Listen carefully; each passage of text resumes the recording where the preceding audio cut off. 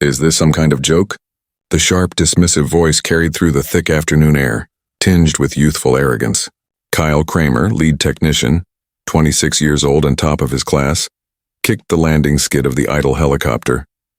The dull thud of his boot against the olive-green metal echoed flatly across the tarmac. The aircraft, a relic from another era, sat motionless and stubborn in the middle of Fort Holloway's immaculate airstrip. Around it, a dozen technicians in spotless coveralls stood with crossed arms, frustration etched across their faces. Open laptops displayed diagnostic programs glowing green, every system reading identical results. All clear. Yet the UH-1 Huey, known affectionately as the Patriot Bell, refused to start. Its rotor blades sagged under the weight of the heat, like tired leaves wilting in the sun. A short distance away stood an old man, silent and still. His thin frame, framed by white hair and weathered skin, spoke of decades spent in sun and wind. He wore faded jeans and an olive jacket that had gone out of style before most on the tarmac were even born. Hands in his pockets, his gaze wasn't on the busy crew, but fixed instead on the aircraft itself, watching, as if waiting for it to whisper a secret no one else could hear. Lieutenant Wells, the officer supervising the operation, approached him with stiff authority and a measured tone. "Can I help you, sir?" he asked, the sir more a formality than respect. "This area's restricted." The old man turned his clear blue eyes toward the lieutenant. Calm and steady, they seemed to look straight through him. "General Michelson sent for me," he said, his voice low and rough. "Name's Eli Vance." Kramer overheard and walked over, wiping grease from his hands. "Vance, so you're the guy the general brought out of retirement? We've got a dozen certified avionics experts here, 3 master mechanics and a direct link to the manufacturer's engineers. What do you think you can do that we can't?" Eli's gaze remained on the Huey. "For now," he said quietly, "I'll just look." Kramer scoffed, tossing his rag onto a nearby toolbox.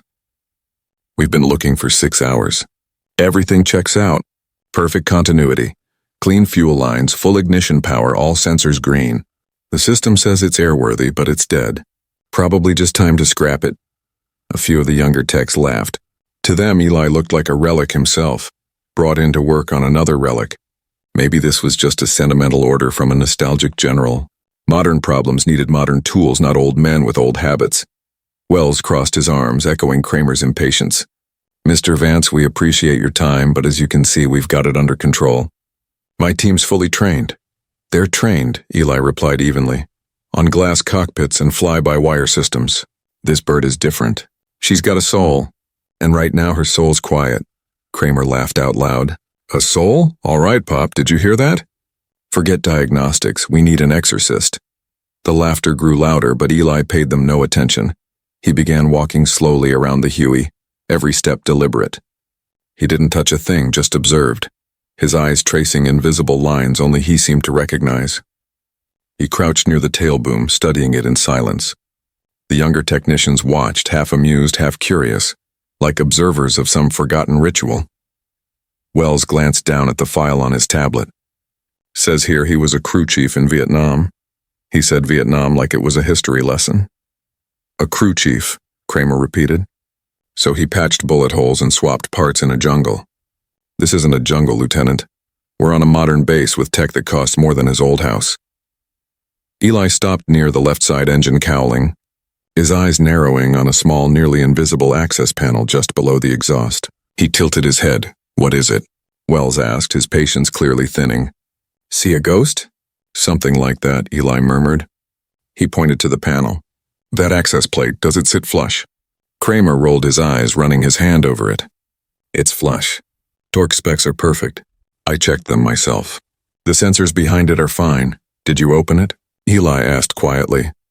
"There's absolutely no reason to open it," Kramer snapped, his irritation barely contained. "The diagnostics show 0 faults in that subsystem. Breaking that factory seal would only create piles of unnecessary paperwork for a problem that doesn't exist." He motioned toward his bank of monitors. "The system tells us exactly where the issue is." "And it's not there. Your system," Eli replied quietly, "doesn't know this bird. I do." From his worn jacket he pulled out a small leather pouch, scuffed, stained, and softened from years of use. The clasp was shiny from the repeated press of his thumb. His fingers, slower than they used to be, fumbled with it for a moment. Kramer smirked. "What's in there, old man? Some kind of magic tool?" Eli didn't respond. He simply stared at the pouch in his hands. For a brief moment, the bustling tarmac of Fort Holloway faded away. The air turned thick and humid, heavy with the smell of rot and gunpowder. The rhythmic whump-whump of rotor blades pounded in his ears. He was 20 again, knuckles bleeding, sweat burning his eyes. Bright green tracer rounds streaked through the jungle below. Inside the shaking belly of this same Huey, a pilot screamed over the radio. A co-pilot lay slumped over the controls, and half a dozen soldiers prayed in terror. A bullet had torn through the engine casing, and the chopper was losing altitude fast. Eli had crawled out onto the skid, the roaring wind threatening to throw him off. From that very pouch he'd pulled a roll of sealing tape and a small custom-ground wrench. That pouch had been a gift, from a pilot he'd saved a week earlier. A man who swore Eli could bring aircraft back from the dead. Bracing himself against the fuselage, Eli had worked with steady hands while chaos raged around him. The vision disappeared as quickly as it came, leaving only the echo of rotor blades in his ears. He lifted his gaze, pale blue eyes meeting the smug looks of Kramer and Lieutenant Wells. They saw an aging mechanic clutching a battered tool bag. He saw the ghosts of the young men he'd once kept alive. The heat on the airfield grew heavier. The general's demonstration flight had been scheduled to start over an hour ago, with dignitaries waiting impatiently in a cooled viewing stand across the base. What had begun as a technical delay was now turning into something far more serious. A complete embarrassment. Lieutenant Wells's radio buzzed to life. The base commander was on the line, his voice sharp with restrained anger. "Status report." "Lieutenant, no change, Colonel," Wells replied, trying to keep his tone calm. "We're still dealing with a no-start issue. The technicians are running level 3 diagnostics right now." "And the civilian? The one General Michelson insisted on bringing in?" Wells glanced toward Eli, who stood quietly beside the helicopter engine. "He's here, sir, observing." A brief silence followed. Then came the command. "Put him on the line with the general, now." The order hit like a reprimand. Feeling humiliated, Wells turned to a young airman from the support team, Peterson. The kid had been watching the situation unfold. Unlike the other techs who carried smug grins, Peterson's face showed concern. He'd noticed the way the old man studied the aircraft, not with arrogance, but with the calm confidence of someone who knew it deeply. "Peterson," Wells snapped. "The colonel wants the civilian on a secure call with General Michelson." "Yes, sir," Peterson replied, reaching for a tactical handset. But as he moved toward Eli, he caught the dismissive looks from Kramer and the others. The smirks, the quiet laughter. Something about it didn't sit right with him. He thought of his own grandfather, a tank mechanic in the Ardennes, a man who never spoke of his service, but carried a similar quiet dignity. Peterson handed the phone to Eli. Then, acting on impulse, he stepped away and pulled out his personal cell.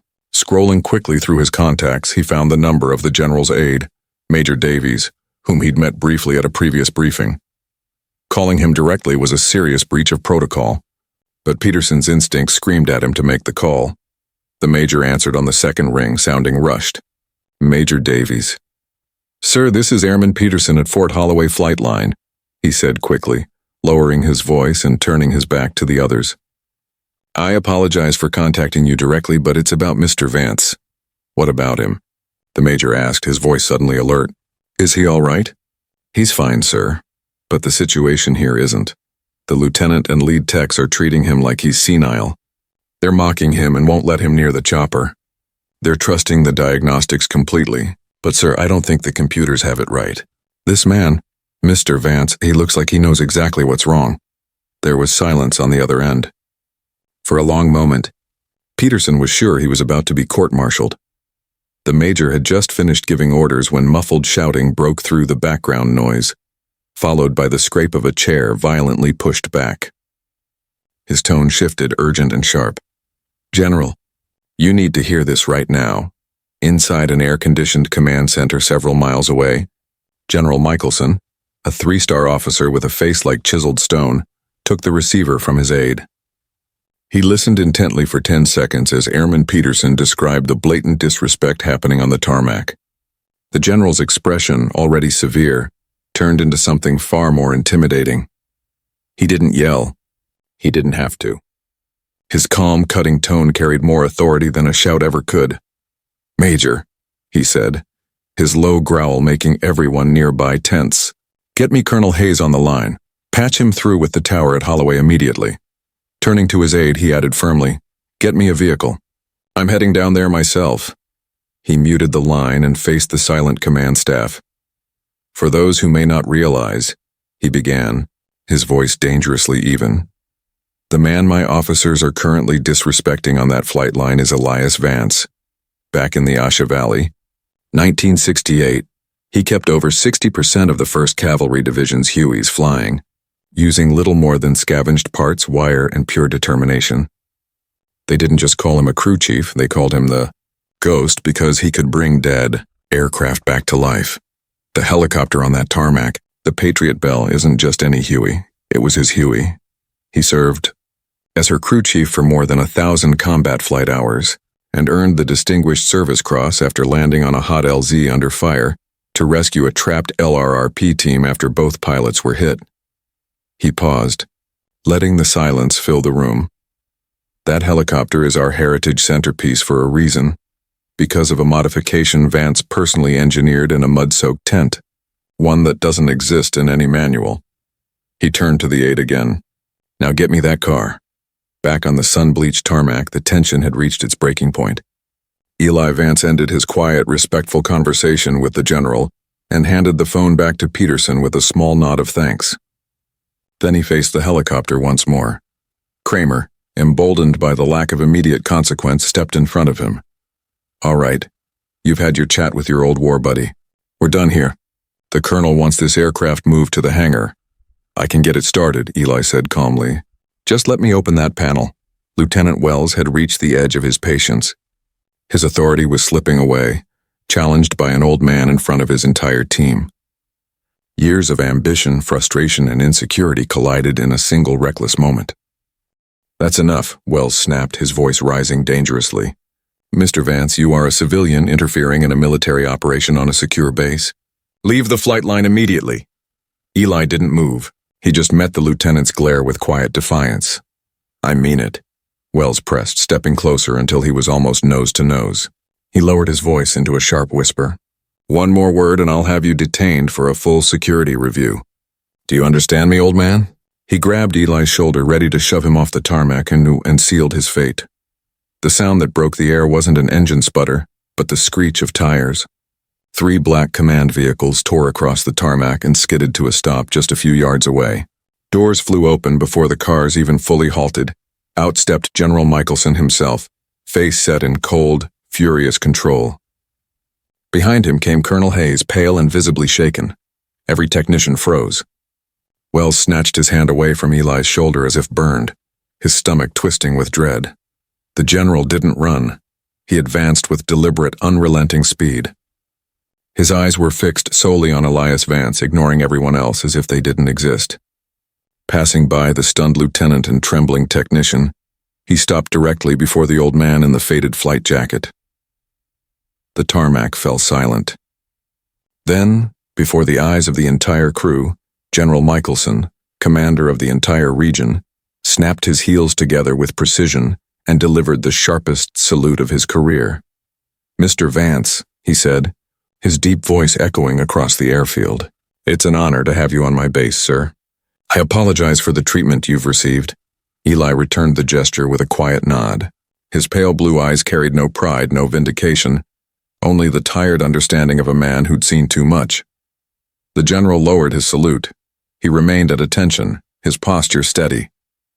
Turning slightly, his eyes scanned the group of technicians before locking with sharp focus on Lieutenant Wells and Kyle Kramer. "Let me make something very clear to all of you," the general said, his voice dropping to a calm but dangerous tone that carried across the entire flight line. "The man you've treated with such disrespect is a living legend in Army aviation. This is Elias Ghost Vance. He holds the Distinguished Service Cross for valor, 2 silver stars, and a bronze star with a V device. He's logged more combat flight hours as a crew chief than all the pilots on this base combined." He pointed firmly toward the silent helicopter. "That aircraft, the Patriot Bell, isn't just machinery. It's a monument. In 1969, during a monsoon, Mr. Vance personally disassembled and rebuilt its transmission in under 12 hours to rescue a downed recon team. In 1970, he redesigned its fuel flow system, a modification that exists in no manual or database, one that allowed this Huey to fly higher and carry more than any other in service. That same change saved my entire platoon when he came to pull us off a hilltop under attack. I was a frightened second lieutenant then, and he was the calmest man I'd ever seen. A wave of shock moved through the crowd. Mouths hung open. The technicians who had been laughing earlier now looked at Eli with a mix of awe and deep regret. Kramer looked ill. Lieutenant Wells's face turned pale. His gaze dropped to the ground, unable to meet anyone's eyes. The man they had mocked wasn't just a veteran, he was a legend. The general turned back to Wells and Kramer, his voice now barely above a whisper, but far more intimidating than any yell. Your arrogance, your blind faith in technology, and your lack of humility have disgraced your uniforms. The one man on this planet who knows this aircraft better than anyone was right here, offering help, and you threatened him. He stepped closer to the lieutenant. You put your hand on him. It wasn't a question. It was a verdict, General. A calm voice interrupted. It was Eli. He stepped forward, resting a steady hand on the general's arm. They're good men, Eli said softly. Just from a different time. They trust their systems. It's not their fault. The bird just needs a familiar touch, that's all. His composure struck deeper than any reprimand. He was defending the very men who had insulted him. In that moment, Eli wasn't only a war hero. He was a teacher, showing quiet strength and forgiveness. The general held Wells's gaze for a moment longer before giving a short nod. He stepped back. She's all yours, Ghost. Eli approached the Huey and unfastened the snap on his old leather pouch.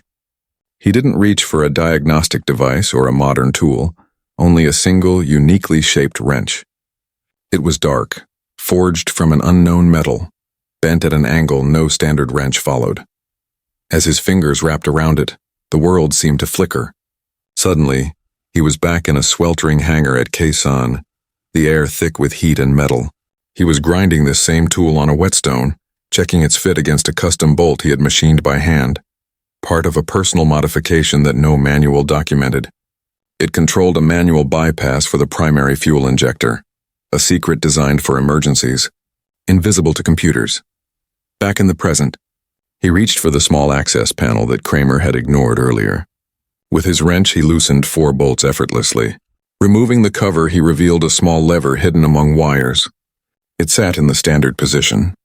Eli nudged it to bypass mode. It clicked gently into place. He replaced the panel and tightened the bolts with care. He then turned to the stunned technicians. Someone want to try her now? He asked calmly. Kramer hesitated, then climbed into the cockpit, hands trembling. He went through the startup sequence, switches, dials, procedures, all by memory. But this time, when he hit the ignition, the result was instant. A sputter, then a deep roar as the Patriot Bell's engine thundered to life. The massive rotor blades began to turn, slowly at first, then faster, until they blurred into a shining disk. The signature whump, whump, whump filling the air like the heartbeat of an era. The crowd erupted. Airman Peterson, the one who had called for help, had tears in his eyes. The technicians clapped, their earlier arrogance replaced by awe. Eli simply stepped back, a faint smile on his face, watching the machine he loved come alive again. In the days that followed, the aftermath was quiet but meaningful. General Michelson didn't court-martial Wells or fire Kramer. Instead, he launched a new program across the command, the Heritage Program. It taught the history of their most iconic aircraft through the stories of those who built, flew, and repaired them. The first lesson was about the UH-1 Huey, featuring a grainy photo of a young crew chief named Elias Vance. A week later, Kramer and a humbled Lieutenant Wells found Eli at a small diner near the base. He sat by the window sipping coffee.